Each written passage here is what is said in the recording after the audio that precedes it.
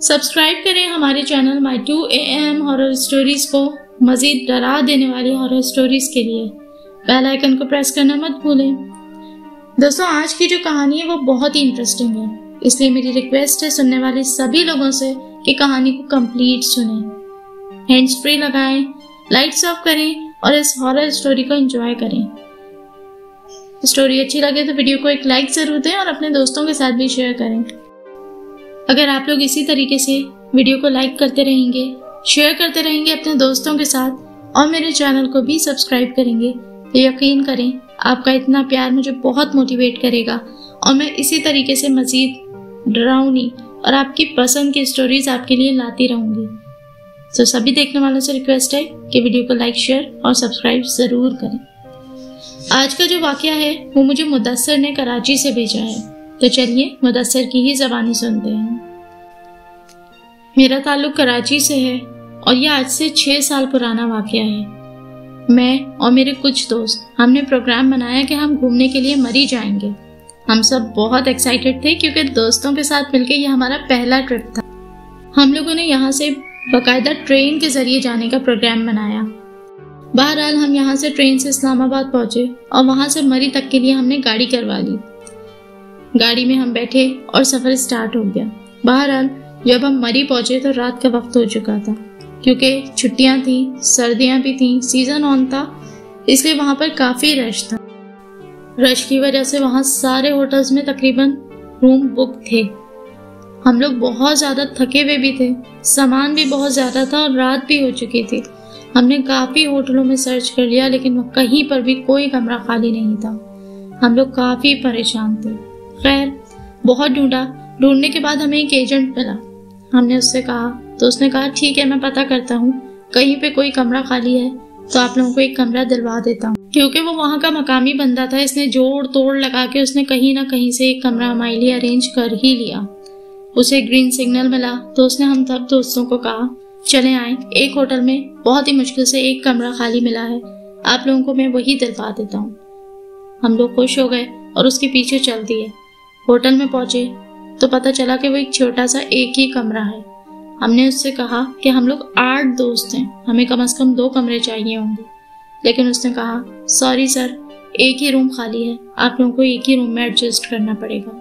खैर हमने उसको ही गनीमत जाना क्योंकि हम बहुत थके हुए थे और जाहिर है हमें कहीं और रूम भी नहीं मिल रहा था, इसलिए हमने उसी पर डन कर दिया। उनका एक होटल का नुमाइंदा आता है और हमें अपने साथ ऊपर लेके जाने लगता है। हमने उससे कहा कि ठीक है आप हमें रूम दिखा दें, हम सब इसी में फिलहाल एडजस्ट कर लेंगे। हम ऊपर एक फ्लोर चढ़ते हैं, बड़ी सी गैलरी आती है जिसके दाएं और बाएं दोनों तरफ रूम्स ही रूम्स थे। वो अच्छी खासी लंबी गैलरी थी। उसी के एंड में जो सबसे आखिर वाला रूम था, ये रूम हमें मिल जाता है। खैर हम उसके पीछे पीछे चलते हैं। जब हम रूम तक पहुंचते हैं वो अभी हमारे कमरे का लॉक खोल ही रहा था कि हमने देखा कि हमारे रूम के सामने ही वाला जो रूम है उस पर एक लॉक लगा हुआ है। हमने उससे कहा कि भाई ये रूम खाली तो है, ये हमें क्यों नहीं दे देते, हमें 2 रूम्स की ज़रूरत है। उसने हमसे कहा कि भाई ये रूम हम किसी को नहीं देते। खैर वो ज़्यादा बात नहीं कर रहा था, उसने हमें लॉक खोल के दिया और हम सब रूम के अंदर चले गए। खैर हम सब लड़के उस रूम में चले जाते हैं और जैसे तैसे करके उस रूम में एडजस्ट हो ही जाते हैं। एक बेड था जिसपे हम 3 लड़के एडजस्ट हो गए। हमने उनसे 2 मैट्रेस मांग लिए थे, कुछ लड़के नीचे एडजस्ट हो गए। इस तरीके से मिला जुला के हमने गुजारा कर ही लिया। फिलहाल हमने सामान रखा, वहां से फ्रेश हुए। सर्दियों की रात थी, शदीद सर्दी पड़ रही थी, हल्की हल्की बारिश भी हो रही थी। हमारे रूम में एक खिड़की थी, जहां से हमने पर्दा हटाया तो तकरीबन वहां से सारा मरी का व्यू दिख रहा था। रात में वो मंजर काफी खूबसूरत होने के साथ साथ वहशतनाक भी था, क्योंकि वो पहाड़ी से नीचे का व्यू था। मरी के टिपिकल लंबे लंबे ऊंचे ऊंचे खौफनाक दरख्त वहां से वाज़े दिख रहे थे और तकरीबन वो पहाड़ी दरख्तों से ही ढकी हुई थी। खैर वहाँ पर हम सब दोस्त एंजॉय करने लगे। हमारा एक दोस्त था जो इन सब तरीके के वाकयात या चीज़ों से बहुत ही डरता था, अकेले रहने में भी डरता था। हम सब वो मंजर देख के उसका काफ़ी मजाक उड़ाने लगे कि ये देख लो, यहाँ पर सिर्फ दरख्त हैं, काफ़ी डरावना है, भूत भूत भी होंगे। हम उस बेचारे को हंसी मजाक करते हुए डरा ही रहे थे कि अचानक हमारे गेट पे नॉक हुआ। हम में से एक दोस्त उठा, उसने गेट खोला, बाहर कोई भी नहीं था। हमें लगा कि शायद हम लोग हंसी मजाक कर रहे हैं, हो सकता है इसी में किसी का पैर कहीं टच हो गया, उससे वो आवाज़ क्रिएट हुई हो। खैर हम फिर बातों में लग गए। थोड़ी देर बाद दोबारा नॉक हुआ। हमने अपने उसी दोस्त को जो काफ़ी डरपोक था उससे कहा, जाओ देखो गेट पे कौन आया है। वो बेचारा डरते डरते उठा। बताते चलो कि वो गैलरी काफ़ी लंबी है। उसने गेट खोला और गेट खोल के पूरी गैलरी में झांका, लेकिन वहां पर कोई भी नहीं था। ये दूसरी दफा था जो नॉक हुआ था और गेट खोलने पर देखा गया तो कोई भी नहीं था गैलरी में। हम सब काफी हैरान हो रहे थे कि इतनी बड़ी गैलरी है, इतनी जल्दी, जैसे कि हमने फौरन ही गेट खोल दिया, कोई कैसे गायब हो सकता है। अगर कोई वाकई गेट नॉक कर रहा है तो उसे जाने में कुछ टाइम तो लगेगा ना, लेकिन उस गैलरी में फौरन गेट खोलने पर भी दूर दूर तक कोई नजर नहीं आता था। हम अपने उस दोस्त को डरा तो रहे थे, लेकिन दर हकीकत अब हम सब खुद भी थोड़ा थोड़ा डर रहे थे, क्योंकि वो माहौल भी बहुत ही क्रीपी था। खैर हम सब वापस आके बैठ जाते हैं और हंसी मजाक और बातों में लग जाते हैं। हम सोचते हैं कि चलो हो सकता है हम नए यहाँ आए हैं, आसपास के रूम्स में से कोई शरारत कर रहा हो, कोई ऐसी मौज मस्ती में कर रहा हो, क्योंकि सभी घूमने फिरने आए हुए हैं तो होता है कि हो सकता है किसी ने मस्ती में कर दिया हो। इसलिए हमने ज्यादा इस बात पे गौर नहीं करा। 10 तरह के ख्यालात आए और हमने बात को आया गया कर दिया। हम सब बातों में लग गए। थोड़ी ही देर गुजरी थी कि अचानक दरवाजे पे फिर से नॉक हुआ। इस दफा जो नॉकिंग हुई थी वो काफी तेज थी। हम सब दोस्त एकदम सहम गए और खामोश होकर बैठ गए। जितनी बातें और हंसी मजाक हो रही थी, एकदम उस कमरे में पिन ड्रॉप साइलेंस हो गई। हम सब दोस्त खामोशी से बैठे हुए एक दूसरे की शक्ल देख रहे थे। मेरे एक दोस्त जो कि बहुत ही बहादुर था और उसका काफी पढ़ना पढ़ाना भी रहता था, थोड़ा दीनदार भी बंदा था, उसने कहा, अब अगर नॉक होगा तो मैं जाके देखूंगा। वो खामोशी से उठा और बिल्कुल दरवाजे के पास जाके खड़ा हो गया। उसने हम सबको खामोशी से चुप रहने का इशारा करा, क्योंकि हम सब ने डिसाइड किया था अब जैसे ही गेट नॉक होगा वो फौरन दरवाजा खोल के देखेगा। थोड़ी देर तक नॉकिंग की आवाज बंद हो गई और वो वहीं खामोशी से खड़ा रहा। फिर अचानक एक दफा तेजी से दरवाजा नॉक हुआ और उसने फौरन से झट करके गेट खोल दिया।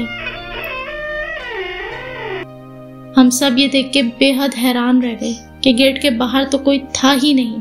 उसने फौरन ही बाहर गर्दन निकाल के झांका तो इतनी बड़ी गैलरी के अंदर दूर तक कोई भी नहीं था। ये बहुत ही खौफनाक मंजर था। हम सब डर के सहम गए थे और हमारे पैरों के नीचे से जमीन निकल गई थी। हम सब ये बात सोचने पे मजबूर हो गए थे कि कहीं ये हमारा वहम तो नहीं है। ऐसा कैसे हो सकता है कि गेट नॉक होते ही फौरन गेट खोला जाए और आसपास कोई भी ना हो, ना किसी ने बराबर वाले ने दरवाजा खोला हो या बंद किया हो जिसकी आवाज या धमक महसूस हो, ना किसी के चलने की आवाज आई हो। हम बहुत ही खौफजदा हो गए थे। मेरा वही दोस्त कहता है कि बस अब चारों कुल और आयतल कुर्सी पढ़ते हैं और खामोशी से चुपचापी से सोने लेट जाते हैं। ऐसी जगहों पे अक्सर ये चीजें हुआ करती हैं, इसलिए शोर मचाने की या परेशान होने की जरूरत नहीं है।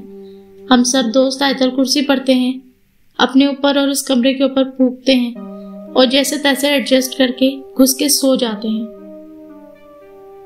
जैसा कि मैंने शुरू में बताया कि सख्त ठंड थी, इसलिए हमने लिहाफ एक दूसरे से जैसे तैसे खींच खाच के मैनेज किए और सब सोने लेट गए।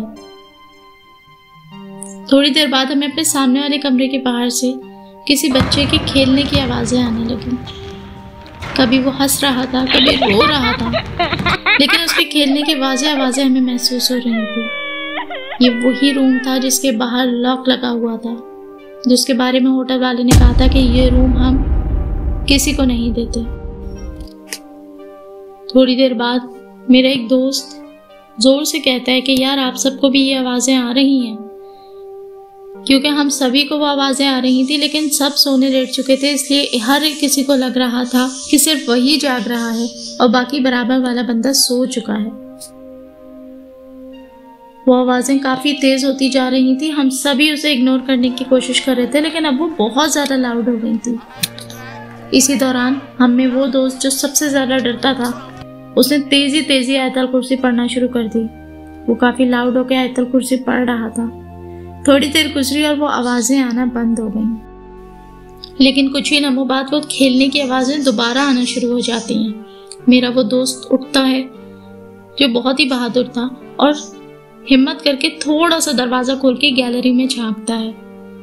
उसे गैलरी में दूर एक छोटा सा बच्चा खेलता हुआ दिखाई देता है। वो ये देख के काफ़ी खौफजदा हो जाता है कि इतनी रात में ये अकेला बच्चा यहाँ पर कैसे खेल रहा है और ये किसका बच्चा है। लेकिन फिर हम इसके बरक्स भी सोचते हैं कि हो सकता है ये किसी बराबर में कमरों वाले का किसी का बच्चा हो जो खेल रहा हो। लेकिन मेरे दोस्त की आंखों के सामने वो बच्चा खेलते खेलते दौड़ता हुआ खेलता हुआ आ रहा होता है और उसी रूम में घुस जाता है जिसमें ताला लगा होता है। हम सब ये देख के काफ़ी हैरान रह जाते हैं, लेकिन फिर हम सोचते हैं कि शायद हो सकता है हमारी तरह कोई बहुत ही ज़रूरतमंद रात में आया हो और इन्होंने ये रूम उसको दे दिया हो। खैर, मेरा दोस्त काफ़ी खौफजदा हो गया था। उसने कहा कि मैं नीचे जा रहा हूँ रिसेप्शन पे। मेरे और 2 दोस्त भी उसके साथ हो लिए कि हम भी तुम्हारे साथ चलते हैं। जब ये तीनों लड़के रिसेप्शन पे पहुंचते हैं और रिसेप्शन वाले को जाके कहते हैं कि भाई, हमारे सामने जो रूम है उसमें जो लोग रह रहे हैं वो काफ़ी शोर और आवाज़ें कर रहे हैं। हम लोग काफ़ी थके हुए हैं और काफ़ी डिस्टर्ब हो रहे हैं। जब रात में हमने आपसे वो रूम मांगा था तो आपने हमें तो नहीं दिया था, तो अब आपने किसी और फैमिली को वो रूम क्यों दे दिया? और अगर दे भी दिया है तो उनको प्लीज़ कॉल करके समझा दीजिए, हम लोग डिस्टर्ब हो रहे हैं, वो लोग काफ़ी शोर कर रहे हैं। लेकिन हमें बहुत हैरत हुई जब उस रिसेप्शन वाले ने बहुत ही नॉर्मल अंदाज में हमसे कहा कि नहीं सर, वो रूम तो खाली है, हम किसी को भी नहीं देते हैं। हमने उनसे कहा कि वहाँ पर हमने खुद किसी को बच्चे को जाते हुए देखा है, वो लोग काफ़ी शोर कर रहे हैं और हम काफ़ी डिस्टर्ब हो रहे हैं। तब उसने बोला, सर आप लोग परेशान नहीं हुए, थोड़ी बहुत आवाज़ें तो आती रहती हैं क्योंकि ये होटल है, आपको थोड़ा सा मैनेज करना पड़ेगा। जिस पे मेरे एक दोस्त ने उनसे कहा कि भाई, ये थोड़ी बहुत आवाज़ें नहीं है, वो काफ़ी शोर कर रहे हैं और हम लोग बहुत डिस्टर्ब हो रहे हैं। हम लोग सोते हुए उठ चुके हैं, वो लोग इतना शोर कर रहे हैं, आप प्लीज़ उनको समझा दीजिए। उस पर उस रिसेप्शन वाले ने कहा, सर मैं आपसे बार बार अर्ज कर रहा हूँ कि आप परेशान नहीं हो। दरअसल वो रूम बिल्कुल खाली है। हम उस रूम को किसी को भी इसलिए नहीं देते हैं क्योंकि वहाँ ऑलरेडी एक जन्नात की फैमिली बसती है। उसमें एक मियाँ बीवी और एक उनका बच्चा है जो मुसलसल वहीं रहते हैं, लेकिन वो किसी को कोई नुकसान नहीं पहुँचाते हैं, वो हमारे साथ ही रहते हैं, इसलिए वो भी हमारे किसी कस्टमर का कोई नुकसान नहीं करते। इसलिए मैं आपसे फिर अर्ज करूँगा कि आप परेशान नहीं हो और सुकून से अपने कमरे में रेस्ट करें। खैर, हम अपने कमरे में वापस आ जाते हैं।